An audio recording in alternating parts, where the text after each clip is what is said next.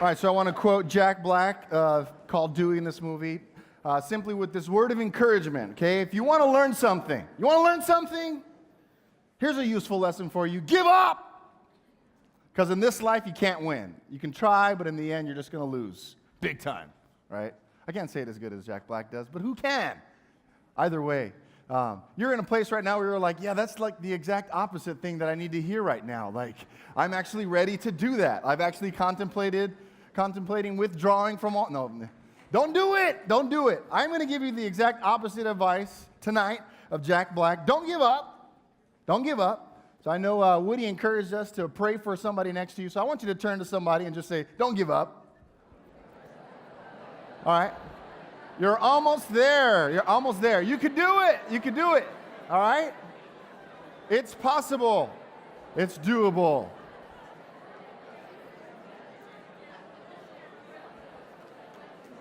So tonight, once again, if there's anybody here who's newer to APU, and you weren't here last week, my name is Pastor Kobo. I'm one of the campus pastors here at APU. I have the privilege of sharing with you tonight. If you were here last week, then I brought a couple friends with me, and I did the same thing tonight. So you're going to hear from some folks to help us share a little bit about the topic. And the topic for tonight, which is actually something that you suggested when we asked, what do you want to hear about? What do you need to hear about? You wrote on index cards some things that were on your heart or that you'd love to explore or discover a little bit more. And one of the key themes that was pretty prevalent was the theme of calling, purpose, direction, career, job.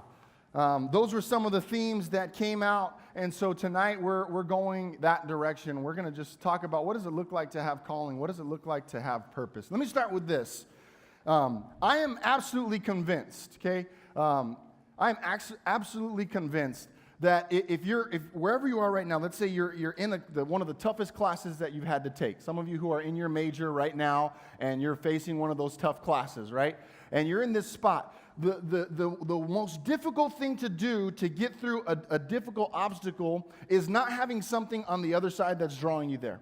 In other words, if I don't have a reason for why I need to pass this class, it's going to be a little bit harder to do that. But if I'm like, you know what, I need to pass this class because I want to be a nurse, so I can't become a nurse without passing this. Okay, nursing majors, come on, that was your cue. All right, or research methods, or stats, or whatever it is that you need to get through, right? An exegetical, or I don't know what it is, right? You got to get through this thing. You got to get through. But the one thing that helps you to get through is if there's something on the other side that's really drawing you there. You guys know what I'm talking about? That draws you through, that helps you to break through this. You know, I often work with some students also that are in junior colleges, and I know some folks that, and you know them as well, and maybe that was you before, but have a hard time getting out of the junior college setting. And I'll ask, okay, so what do you want to do after that? Well, I don't know. Well, that's probably part of the problem. You would get out of there, you would get to the next step if you knew what it is that was drawing you to the next thing. And so tonight, as we talk about calling, tonight as we address these different things, some of you might have these questions. In fact, here are some questions that you wrote down that I want to just go through really quickly. Some of you wrote these things, so this is about, a few of you. When, how do I start? Some asked how to really hear God's calling, how to find one's calling, decisions, identity, trusting God with the future, career, purpose, the concepts of success and failure. These are some of the things that were written on cards that were gathered together in a big old stack of them that basically said, we want to hear about calling. We want to hear about calling. So I want to share with some things with you here tonight. Like I said, I'm going to bring up some friends just in a few moments to share with us as well about a little bit of their experiences.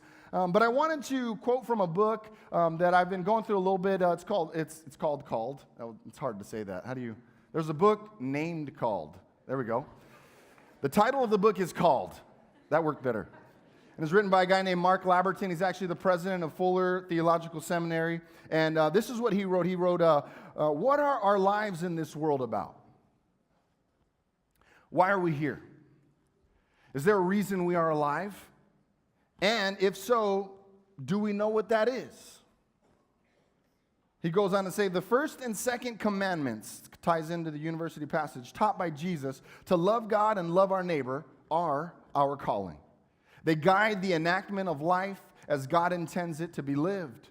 We find our lives in losing them in these particular ways. We lose our lives and gain them too in the action of laying them down in worship and in love. He goes on in that same chapter to start talking about flourishing, how God created you, me, created human beings to flourish. And on that topic of flourishing, as I think through the biblical narrative of calling, the way God calls, the fact that He is the caller, it's really clear to me that throughout Scripture, this calling issue is connected to purpose, it's connected to fulfillment, and it's connected to flourishing.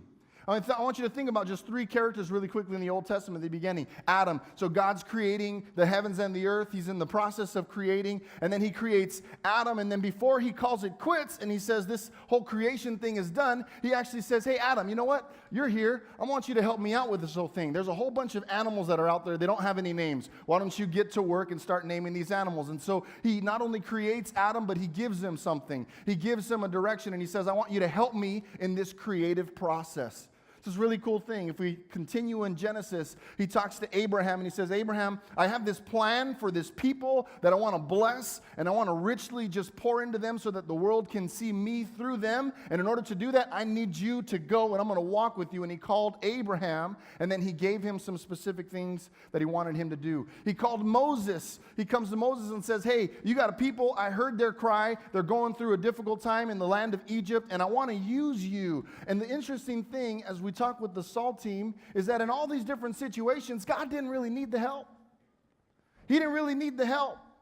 But the cool thing about it is, and sorry that I'm using another analogy using my children. He's not even old enough to know that I'm doing this at this point, so I'm just going to go ahead and go for it. But, my son will come with me in the backyard, and Lionel, last week we did the whole garden thing, so thanks for allowing us to do that, right? Some people were blessed with 3 different plants, which is awesome, and I took the fence home, and so now it's actually helping my garden, which is a great thing. So I'll take my son out there, right? And he's 3 years old, and for the most part, I'm kind of just wanting to make sure he doesn't fall and get hurt, he's getting to the point where he's a little bit helpful, right? He's a little bit helpful, which is really good, right? But, I'll come and he'll say, Daddy, I want to help, So then I'll come and I'll get the water hose and I'll come down a little bit lower and he's grabbing it. And man, this guy is helping. He is doing all kinds of different things. It's like, I could water it on my own, but it's really fun to say, okay, come over here. I want you to help me out with this. And it's really neat to see how God calls us, creates us, makes us, and simply says this, I have a plan and I want you to have a piece of it. I'm doing some stuff, and I want you to have a piece of it. And so I want to start with this idea that there is a caller. Called, what does it mean to be called? Well, how do we find our calling? Well, we have to figure out, if we're talking about calling, then we're assuming that there is someone who's actually doing the calling. There's someone who's called, there's a caller involved that is trying to reach out, that's trying to direct us, right? The second thing is simply this. I want to encourage us with this simple fact that our calling does not always necessarily begin with ourselves. Right? I don't know about you, but for me, when I think about it, the minute I start talking about calling, the first thing that comes to mind is, what am I good at? What do I love? What are my interests? Right? I start looking at all these things internally to help find my calling, rather than, I think from a biblical standpoint, asking the questions of, if I want to find what I'm called to, then I got to start figuring out what's going on with this caller. Where's this caller at? What's this caller doing, right? So what is the heart of God and what is He up to? What is the heart of God and what is He up to? I got to ask that question every single day. You got to ask that question. If we're looking for calling, if we're trying to identify calling and careers and vocations and jobs and all these kind of things, then what we ought to be asking is what is the heart of God? What's He up to? As we were talking with the SALT team, one of the questions that came up, which I think is an important question that I want to pose for us here tonight, is kind of looking at the two poles of this conversation with respect to identifying calling. The will of God. Where's God at? What's God up to? Because some of you are like, okay, I get this so far, but what is it? How do I fit into this whole thing? And I think some of us, as we think about God's role, some of us want to go onto this side of the spectrum and focus on this. We're asking the question, does God really even care what I do? Like, ultimately, is He really that concerned? Is He just going to be like, hands off, do whatever you want? I'm not going to give you any help, so good luck, figure it out, and I hope you have a good time and don't mess it up really badly, right? Like is God just hands off, go ahead, go for it, right? Or is He on the other end of the spectrum where it's like He has this really, really prescribed, really specific, detailed outline blueprint of our lives, and we have to make sure we don't miss it? We got to make sure we're so tuned in and tapped in, because if not, we take one misstep, man, it's done. The train's going, we're off of it, and we're not going to find our calling. So there's that kind of these poles of this side over here often causing us to be real paranoid, anxious, sometimes even paralyzed to try to figure out what our calling is, because we're like, man, I don't know. I don't even know if I should take a step, because it could be the wrong step. That was actually hard. I didn't plan the shake at the end. That's called being out of shape. So, or is he on this side where he's just like, hey, you got all this wiggle room, do whatever you want, and doesn't really matter. And where I hope that we can get to in terms of discerning our call is somewhere in the middle, somewhere in between, right?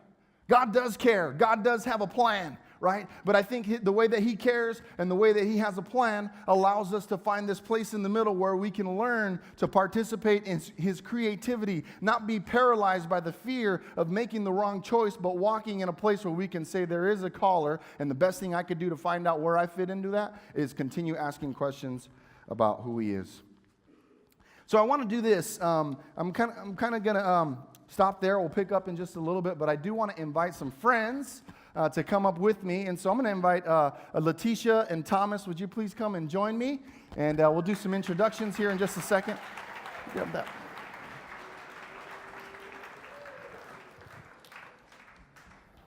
All right, so some of you may have interacted with these two wonderful individuals. They both work here at APU. Some of you may not. Some of you are like, I've never seen them, ever. And this is the first time I'm seeing them. And yeah, so either way, it's great to have both of you with us. Thank you. I told them they dressed up too nicely, but they were actually coming from a different event. Otherwise, you'd probably be more chill, right? Make me feel good. Say yes. Yes. Thank you. I dress like this all the time. Thomas, let's see. Try it again. Hello. Can we see if we can get this guy going right here? Okay, so we're going to, I think it's on. There we go. Hi.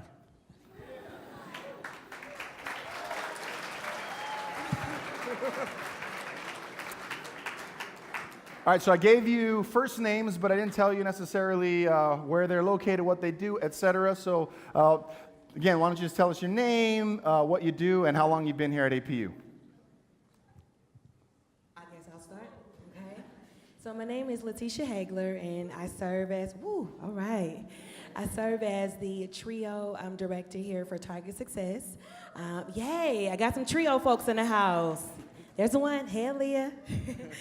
And I've been here, I transitioned from Cal State Northridge, and I've been here in this particular role for a little over 3 months now. So fairly new, but excited about my role here at APU. Cool, we're glad to have you. Thanks. Thank you, Koba. All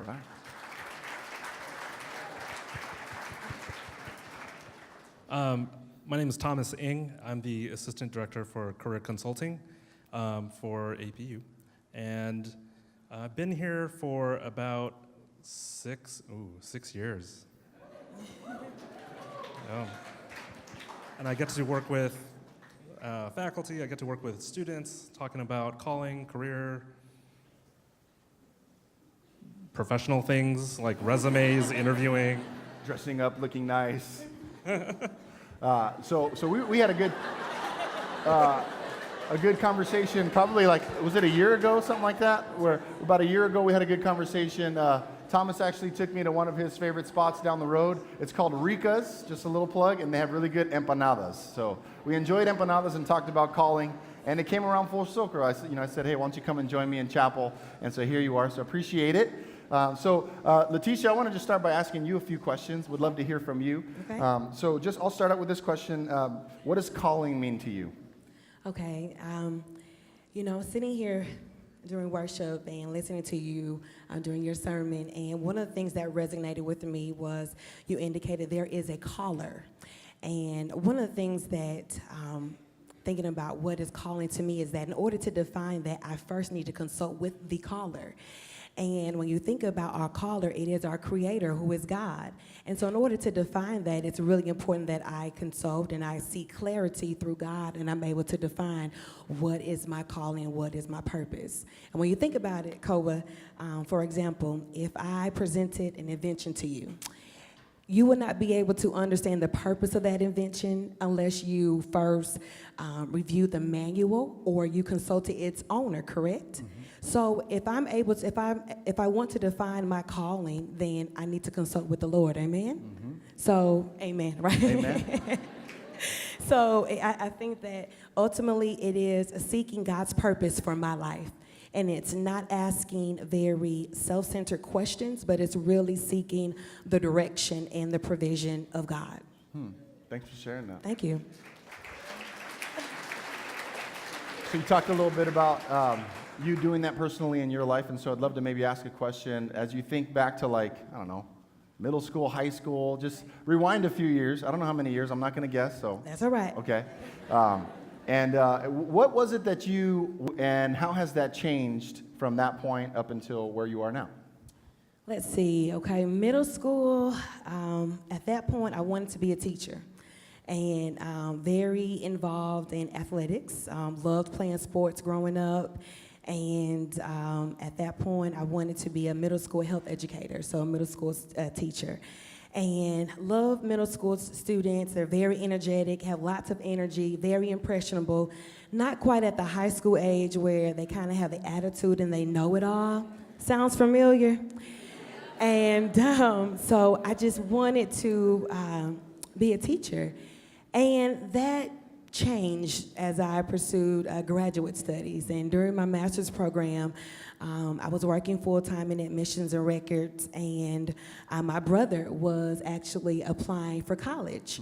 And during that time, he was denied admissions to Cal State Northridge, and I was devastated by that. And I didn't know where to go, but I knew that I needed to find someone to talk to in order to change that decision. Not knowing where to go, randomly just going through the admissions office, I bumped into a young lady who just so happened to be the director of admissions. Yes, tell you how God works, right? There we go. And began to have a conversation with her, and I began to advocate for my brother and began to show that, or just express that, he belongs at an institution for higher education, and it wasn't based upon his standardized test scores that indicated his potential and his caliber in order to succeed. And by the end of that conversation, she had granted my brother admissions to Cal State Northridge. Wow. And that, yes, give God praise, yes, yes. And at that point, I knew that I no longer wanted to be, of course, and I knew that it wasn't in God's plan and his purpose for me to be a high school or middle school health teacher, but it was really for me to be at a university. It was really for me to advocate for students who may not know where to go to find resources and to seek institutional agents and who can advocate for them on their behalf. So here I am at APU. Wow, thanks for sharing that. That's awesome. That's cool. So, like, you weren't just like advocating for a brother. You were like advocating for Advocating for a brother. Yeah, your brother. And, Yes. Oh, that's cool. That's cool. Thanks for sharing that. Thank you. Thomas, let me ask you a few questions, man. Let's dive in Yeah. there. So I want to hear, how did you land here at APU, doing work with career, doing work with our students in that regard? Just would love to hear that. Yeah, I was born and I knew I wanted to be a career counselor. That never happens. So after high school, first of all, you have to understand that I love food. Food is amazing.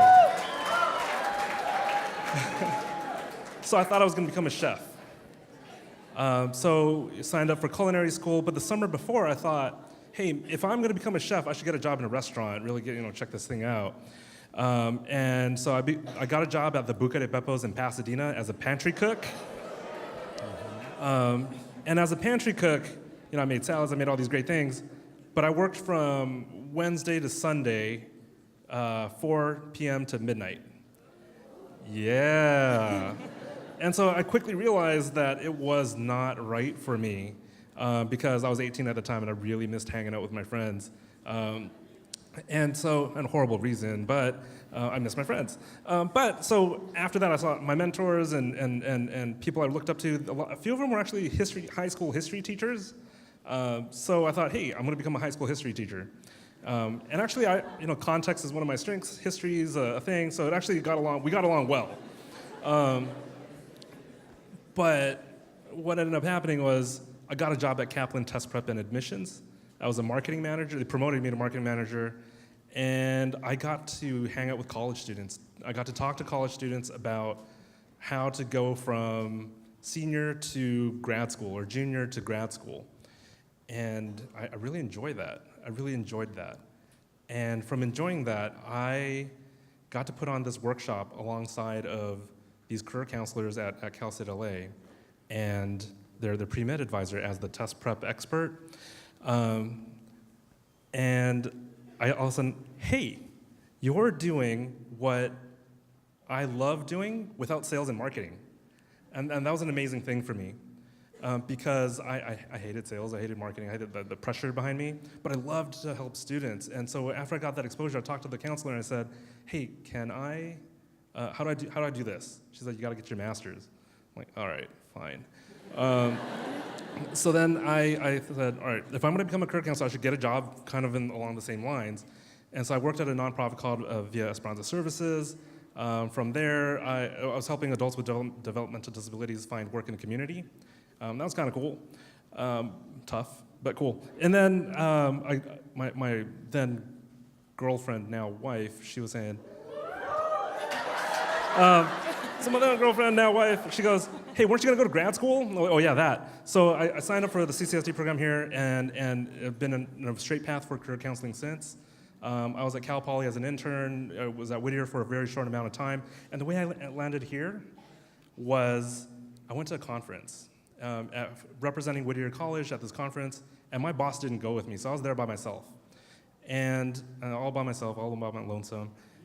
By chance, by God, he orchestrated something for me. And so at this conference, I had just started going to this new church in Orange County, and I bumped into someone I saw at the church. I don't really know him. I just said, hey, do you go to this church? And he goes, yeah, come sit with us. And he was the career tech guy for Biola, who introduced me to his boss. Yeah, Biola, yeah. But they're super nice. They are so nice. So he invited me to sit with him, and then after that the director there, he goes, hey, you really should introduce yourself to everybody, the whole conference. At this point, I'll tell you when. And so when I did that, the director here said, hey, I really need to talk to you. I might have an opportunity for you. And so that's actually how I ended up here, by doing that, yeah. That's awesome. You're just sharing that.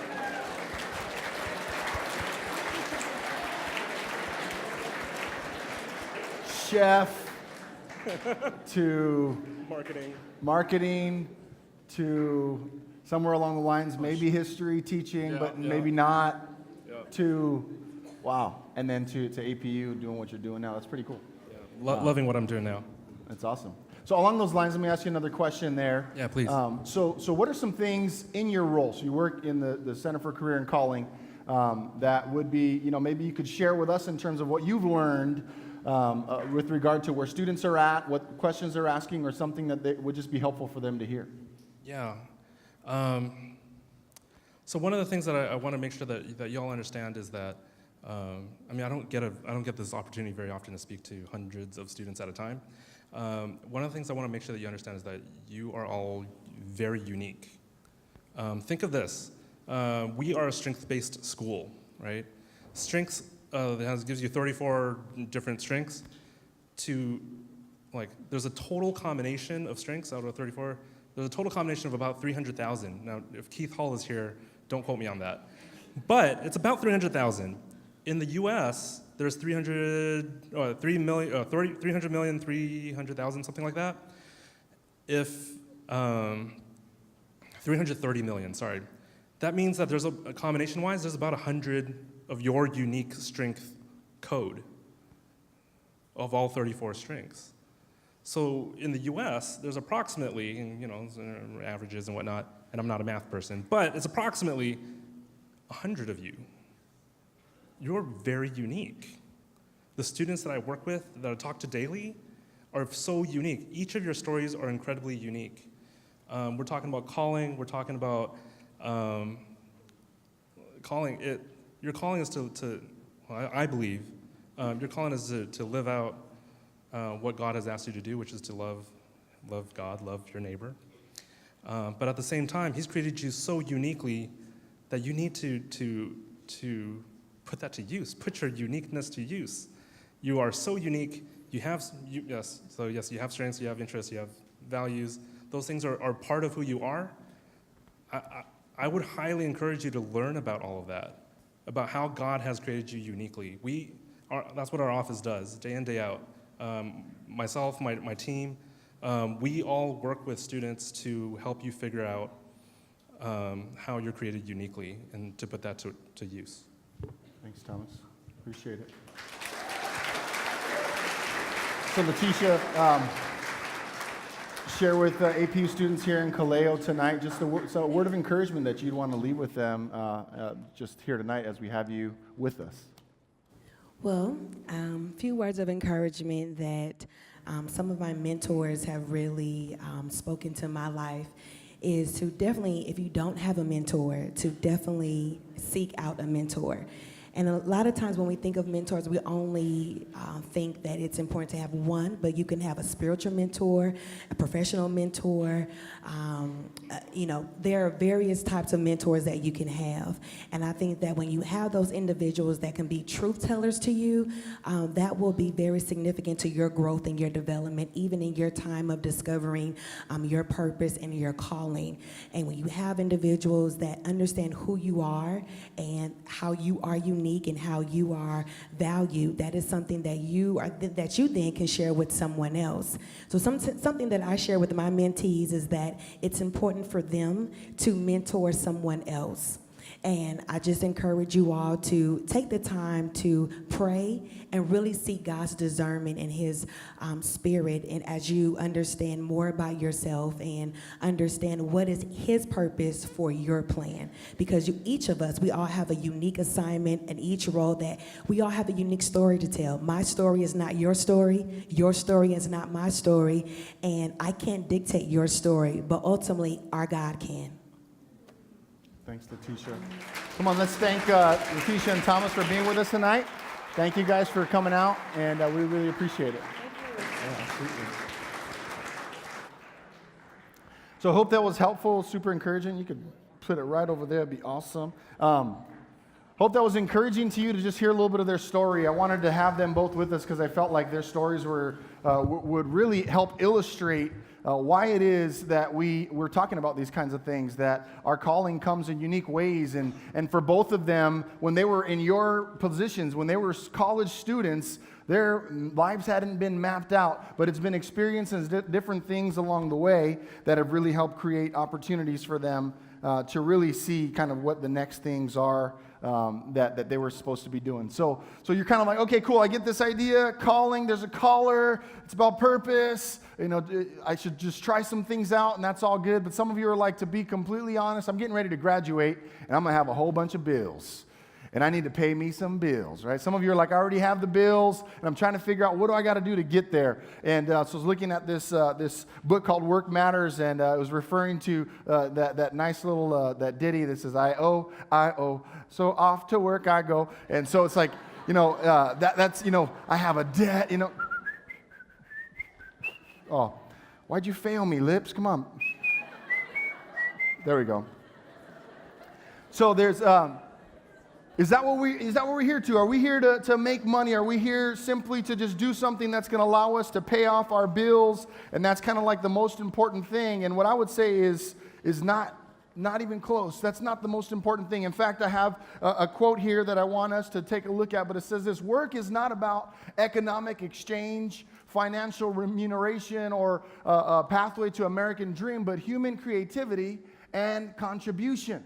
And so it's saying this work idea, this work matters. A book is really talking about this idea that it's about our contribution. It's about coming alongside these different things. And really, I can't put it better than it was put in the SALT team meeting by actually Jonathan, who came and made an announcement earlier. And he simply put it this way, and it was really cool. I think he heard it from someone, so he gave credit to them. And I don't know who that person was, so I'm just going to give him the credit, and he's going to accept it. There you go.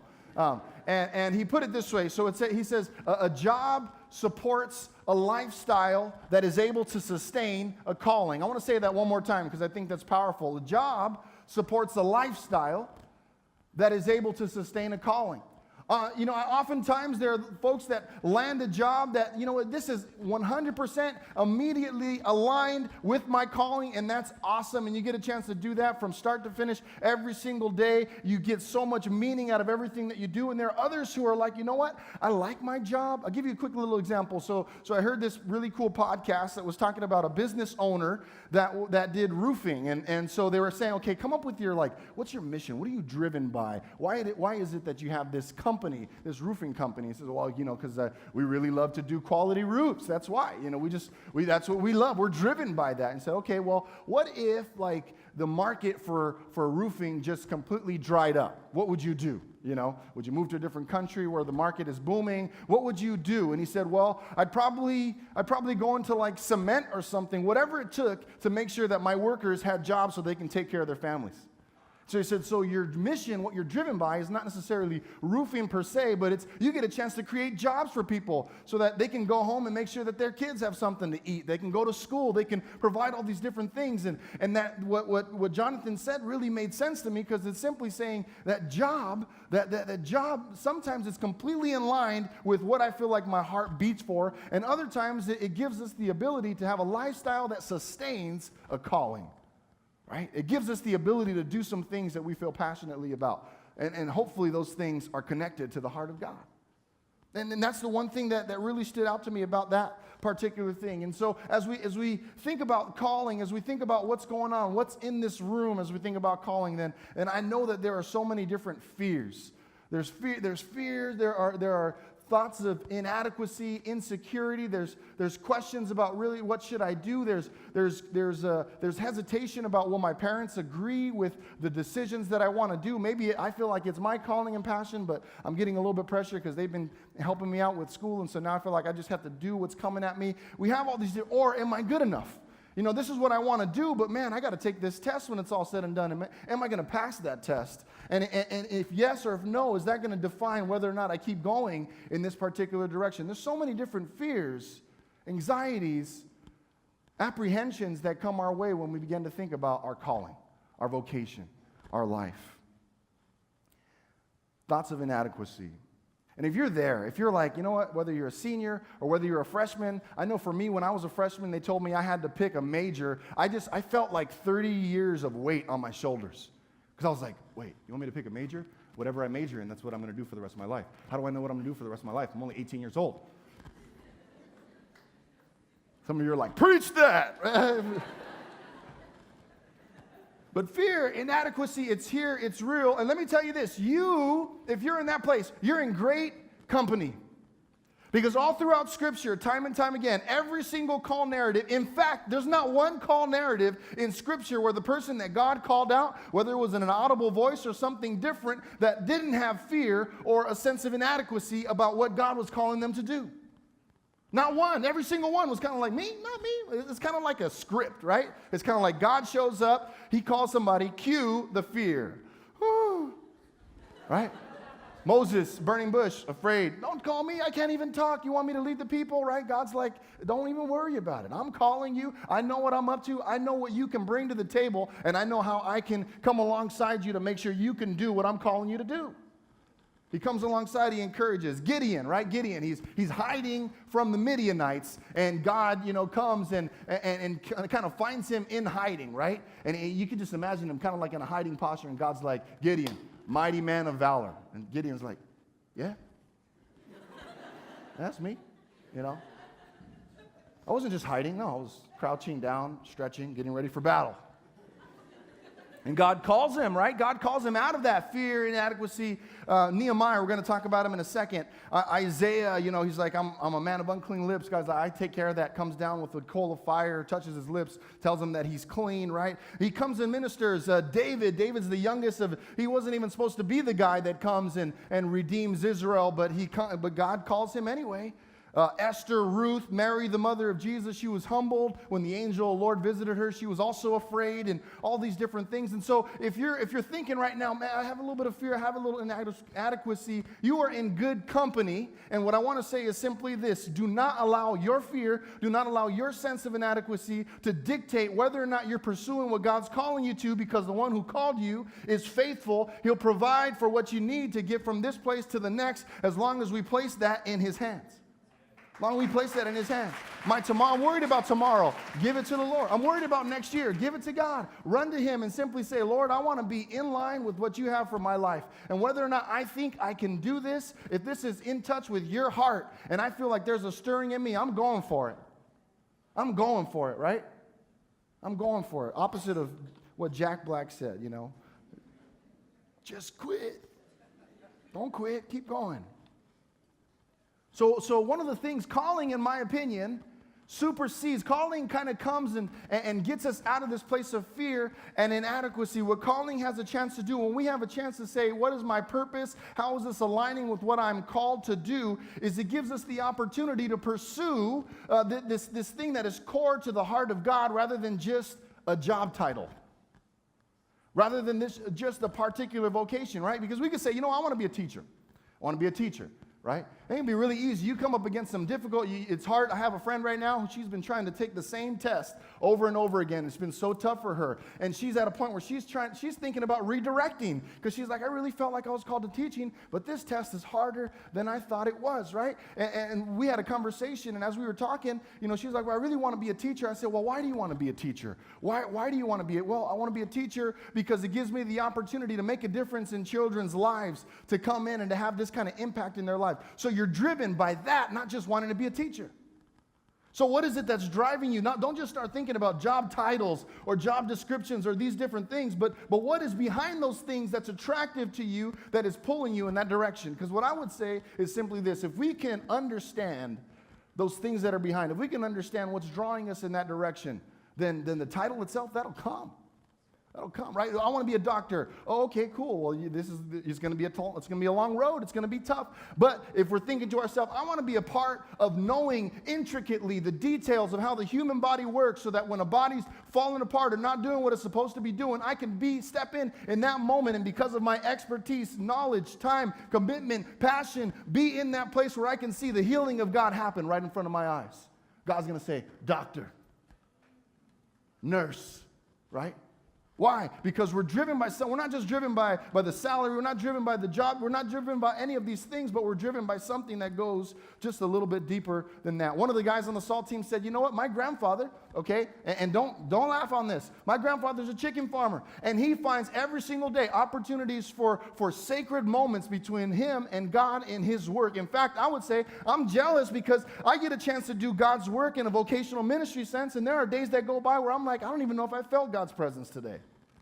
Why? Because I live in such a busy, hectic world. And so all that to say is it specifically what, rather than thinking about what is it that I'm doing, what is the job that I'm going to have, I think the better questions to ask with regard to calling is why, and then how. Why do I want to do this? What's the motivation behind it? Pastor Woody preached on that this morning. Why? Not just are we worshiping, are we living out our faith, are we living out our spiritual lives, but why? What's the motivation? And I want to ask us with regard to calling, why is it that you're thinking about the thing that you're thinking of? What's underneath it? What's the motivation, right? What's driving that? And then how, right? Rather than just what, how? In other words, as I'm doing this thing, I can do it in a way that's honoring and glorifying to God, or I can do it in a way that's not. Those that are going into business, praise God, man. We need more of y'all in the kingdom to be able to continue to go out there, to be successful, to come alongside some of our other amazing students that come up with idea after idea about how to use our resources and our wealth to bless those who don't have that. So why? Not so much what, but why? Why and how? You know, a quick little story. When I came out of APU, I was biblical studies, I went into ministry, and so I was like trying to do ministry, and I've shared this before, especially in senior chapel, and I'll share it again, but I don't know why, but I had this like really like snooty, like graduate from APU idea that money didn't matter, right? I was just like, oh man, I don't even care, man. Money doesn't matter as long as I'm doing God's work. Like that's all that matters, you know. And then I graduated, you know, and luckily I had a place to land. Luckily I got a chance to go back to my parents' house, and I got a chance to go there and be on their dime for a little while and grub on my mom's food again, you know what I mean? And luckily I had a little place to land, but then it wasn't until like all of a sudden I started thinking like, boy, I can't live over here forever though. Like, hey, tell me what's rent? What's that again? You know? How does that interaction exchange go? You have to have money for that? Oh, okay. How do you get money? A job? What? I thought I was just going to go around like praying for people, and like my bills are going to get paid for just naturally. It's like, man, I'm just going to pray, and then boom, I got rent, I got food, I got all these different things, right? And all of a sudden it's like, no. So then, you know, somebody said, well, hey, you should go into substitute teaching. And so that's what I did. I became a substitute teacher, and I went into the high school. And I'm just going to confess to you, this was my idea. My substitute teaching was going to finance my ministry, right? So I was like, you know, I'm just gonna show up, you know, kick back in a chair with my feet on the desk while students stare at me. They weren't paying $15,000 a year. It was LA Unified. They weren't paying $0 a year. Well, tax money, but whatever, another story. I thought I was just gonna go there, bust out a theology book or the Bible, and just pop in a DVD and then make some money and all, you know. So, but I showed up and they actually had like work for me to do. So I was like, hey man, this wasn't part of the deal. But I really like math, and I had an opportunity to be in a math class one time, and I actually knew the teacher, so I had like an added level of responsibility. You know, they're like, I want you to do this. Before it's, okay, you got it, I'll do that. So I show up, and I start trying to teach, and like while I'm teaching, as I turn around, the whole class just kind of like shut down. They're falling apart, laughing, messing around. So I got a little bit mad, so I turned around and raised my voice, and I said, all right, hey, we're going to learn something today. So pay attention right now. And if you think I'm kidding, I'm calling the dean over here, and I'm writing you guys up. So you better pay attention. And so everybody started paying attention, started doing the work, except for one guy. He was sitting in the back. He was a sophomore. It was in math, kind of the lower level math. And he kept messing around, kept joking. Everybody was doing good. And finally, I went over there to him. I said, dude, what's going on? What's happening? What's happening right now? Everybody else is doing all right, but you keep messing around. What's going on? You know? And he says, I can't do this stuff. I can't do this stuff. I haven't been able to do math in like the last 4 years. I'm going to fail this class. I'm just here so that I don't get arrested by the cops for ditching or something like that. I can't do this stuff. I said, well, what makes you think you can't do it? You know? Because I don't like math. I'm not good at it. So, all right, well, bring out your paper. Let's work on this thing together. We started working on it. It's a 2-hour class, right? There were block periods. We start working on this thing. He starts making, he starts doing it.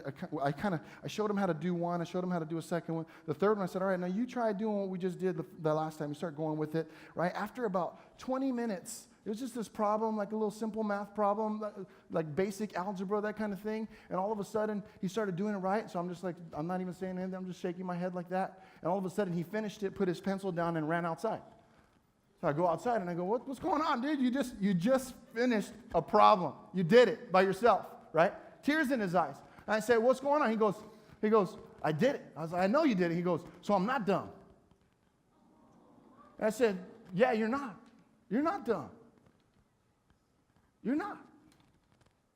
It was one of those moments, like, honestly, I was thinking that I was just going to show up, do my little job during the day, and then go do ministry at church, volunteer at night. And that was going to be where the ministry happened. That was going to be where the God stuff happened. And in that moment right there was one of those cool scenes where God was just kind of like, it doesn't matter where you are or what you're doing. I'm there. I'm working. You be attentive. Watch the way that I work, because in that particular moment, there was a young man that needed to know that he wasn't dumb. Right? And yeah, rather than being in a different setting, I had a chance to be there and watch that firsthand. All that to say, where are you called? Who are you called to? What are you called to do? I don't know, but I know that God's there. And I know that He's put some things in you. He's put some talents in you. He's put some passion, some interests. He's put some burdens in you. I'm going to finish with this story of Nehemiah. I'm just going to summarize it for you, just the first couple chapters. It's a really cool story. kind of back to the first thing we started out with. We got to know that there's a caller, and we got to know that our calling doesn't even start with us. Whether we like to think about that or not, it's kind of a tough truth and a tough reality. But here's a story of a guy named Nehemiah, and he's in this place called Azusa, which is kind of, not close to Jerusalem. It's far away, right? He's basically there from the exile, the Babylonian exile. He's staying there. So he's kind of like immigrants, like a son of an immigrant. And he was raised as a servant in the royal palace, and he was the cupbearer to the king. And he was in there, and so he just had a random conversation with some people that had recently visited Jerusalem. And he says, hey, what's going on? How are they doing over there? The folks that have, the exiles that have been released. And he said, you know what? The walls are broken. The gates are destroyed. The whole people are in disgrace, and there's injustice happening all over the place. Immediately, Nehemiah prays. In fact, it says that he weeps and he mourns and he fasts and he prays. And he prays for his people. This huge burden welled up in his heart. Right? And then from that burden, it kind of messed with his face, and he comes into the presence of the king, and the king says, I've never seen you sad before. If you weren't ill, what's going on? And he says, how can I be happy when my people are in distress? The king says, what do you want me to do for you? I mean, that's a pretty good friend to have. What do you want me to do for you? And he says, send me back. Let me go help rebuild the city. Let me go help get things in order. And not just that, but send me with some stuff. Send me some money. Send me rite of passage. Send me some wood from your forest. Send me some logs so I can go and rebuild the city. And he did. The beginning of Nehemiah starts that way, and I love it because it's kind of like, as Thomas was sharing, here we have this guy who, he's the son of an immigrant from another place who, some versions say that he was a eunuch, so adds even another level of disgrace, kind of back to that whole fear and inadequacy thing. But he was positioned perfectly. He had a burden for what was going on, and all of these things together, all of these things came together. His position, his influence had an impact so that he could be in the right place in the right time to ask the right person to come alongside and help his people out. Major figure in our Judeo-Christian tradition. Why? Because he had a burden, because he was tapped into God. God didn't even talk to him audibly. It wasn't one of those stories where he kind of heard God's voice, Nehemiah, I want you to go to Jerusalem, right? The way God spoke to him was through a conversation with his friends. And through that conversation, he found some brokenness. And through that brokenness, he says, God, I want to be a part of that. Send me. And he went. And I'm asking you, what are you discerning? What are you discerning is that kind of stuff in your life?